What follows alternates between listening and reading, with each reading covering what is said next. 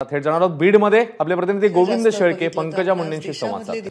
लोकसभा निवडणुकीचे धक्कादायक निकाल लागले, यातले अनेक दिग्गजांना पराभूत व्हावं लागलं। मात्र यात काही दिग्गज असे आहेत की ज्यांना अगदी पॉइंट वरती असे काही मतदान होतं जे कमी पडले, ज्यातल्या एक होत्या पंकजा मुंडे। पंकजा मुंडे यांचा बजरंग सोनवणे यांच्याकडून पराभव झाला, तो 6000 मतांनी झाला। या संदर्भामध्ये खरं तर रिलॅक्स मूडमध्ये चहा पित असताना आम्ही त्यांच्याशी गप्पा मारतोय। मत मोजणी प्रक्रिया होऊन आणखी 24 तासाचा अवधी सुद्धा उलटला नाही।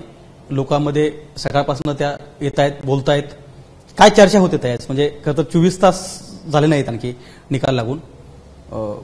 माझा पहिला प्रश्न हाच आहे की अपेक्षित अनपेक्षित असा कसा निकाल वाटतो?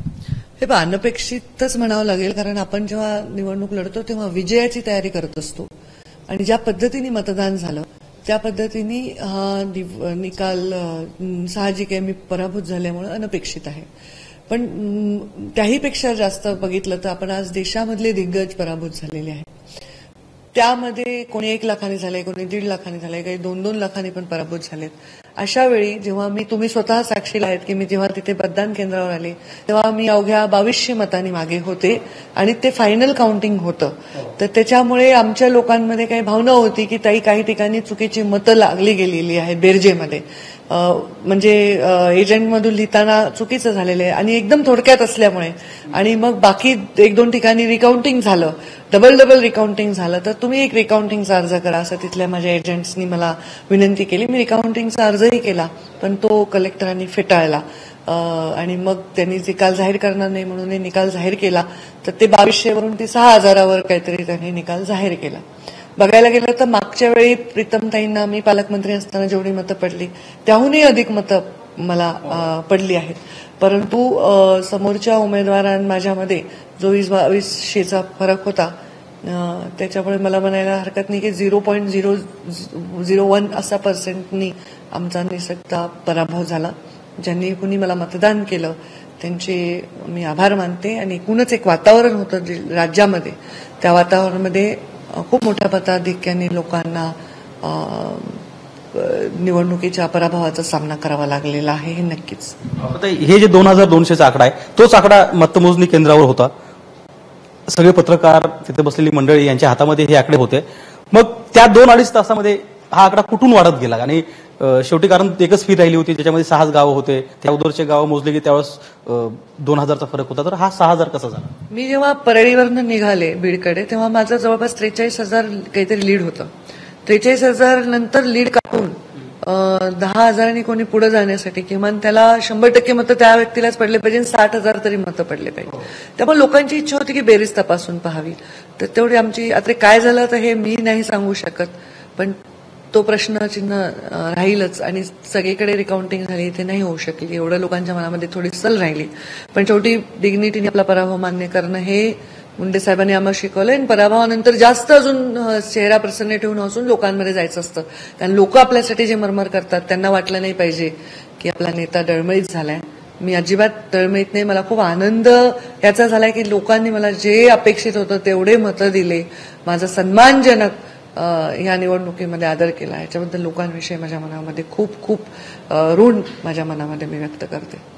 अनेक उमेदवार रिकाउंटिंगची मागणी करतात, शिवसेना राष्ट्रपतींना भेटतायत, कोर्टामध्ये पण काही कॅन्डिडेट जात आहे। आपण मग या प्रक्रियेमध्ये ज्यावेळेस रिजेक्ट झालं त्यापुढे काही निर्णय घेतला? कारण त्याच्यामध्ये काही उपयोग नसतो, कारण त्याच्यात निवडणुकीच्या भविष्यावर त्याचा काय परिणाम होतो लिगली, कारण एकदा निवडणूक अधिकाऱ्याने रिजेक्ट केल्यानंतर तर ते मला माहित नाही आणि तसं करण्याचं कारण नाही। मी तर त्या 2200 मतावरही काही म्हटले नव्हते, मी तेही स्वीकारलं होतं, पण बूथ एजंटची खूप तळमळ होती आणि त्यांनी मला काही दाखवलं की बाबा इथे तुम्हाला 36 मते त्यांना पडलेत विरोधकांना आणि तुम्हाला 850 पडलेत, हे लिहिणाऱ्यांनी उलटं लिहिलंय ताई, हे दुरुस्त करा।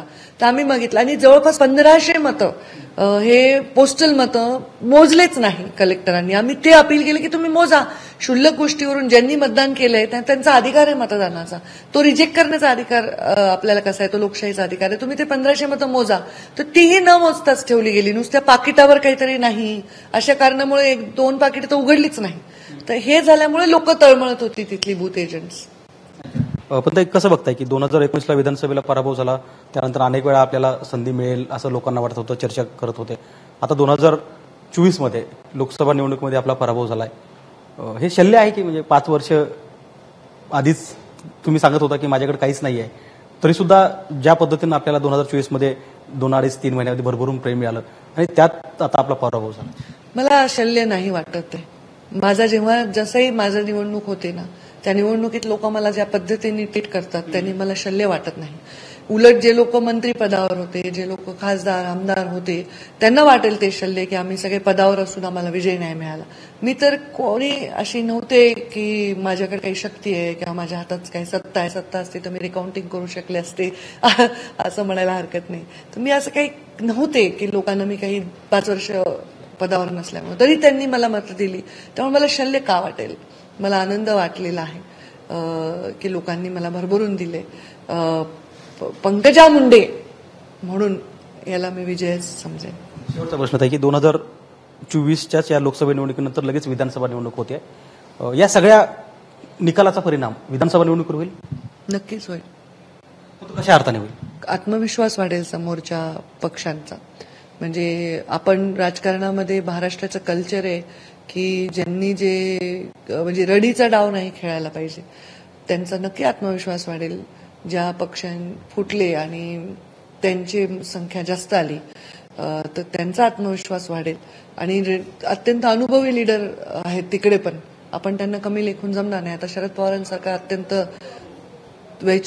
ताकद असणारा नेता आहे, त्यांनी त्यांच्या जागांमध्ये चांगला विजय मिळालाय. आणि शिवसेना फुटून देखील शिवसेनेलाही चांगलं उद्धवजी ठाकरे यांच्या मिळालेलं आहे. तर आम्ही आता जास्त परिश्रम करण्याची पक्ष आणि किंवा युती म्हणून गरज आहे. महाराष्ट्रामधल्या निकालानंतर नक्कीच त्याचा परिणाम विधानसभेवर होतच असतो. प्रत्येक गोष्टीचा परिणाम प्रत्येक गोष्टीवर होत असतो. आपण नाकारून जमणार नाही. मी भर निवडणुकीत म्हटले की या जातीयवादाच्या निवडणुकीचा परिणाम, परिस्थितीचा परिणाम माझ्या निवडणुकीवर होत आहे, हे मी म्हटलेले आहे ते अनेक वेळा.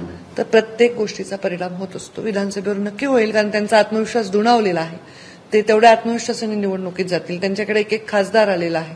तिथे ज्यांनी लीड दिली त्या लोकांना आमदारकीसाठी आता चांगली परिस्थिती निर्माण झालेली आहे. तर नक्कीच त्यांचा परिणाम राज्यभरात होणार आहे. त्याच्याविषयी स्ट्रॅटेजी आमच्या महायुतीच्या नेत्यांना आखावी लागेल. ते आखतील असा मला विश्वास आहे. तर या लोकसभा निवडणुकीचा जो काही परिणाम आहे तो विधानसभेवर पण जाणवणार आहे. मात्र त्या संदर्भातली एक स्ट्रॅटर्जी आखली जाईल आणि ती आखतील असा विश्वास सुद्धा पंकजा मुंडे यांनी व्यक्त केला आहे. कॅमेरामन अजितसह गोविंद शेळके, एबीपी माझा, बीड. तर लोकसभा निकालानंतर पंकजा मुंडेंनी आपल्या भावना व्यक्त केल्या आहेत. एबीपी माझा, उघडा डोळे बघा नीट.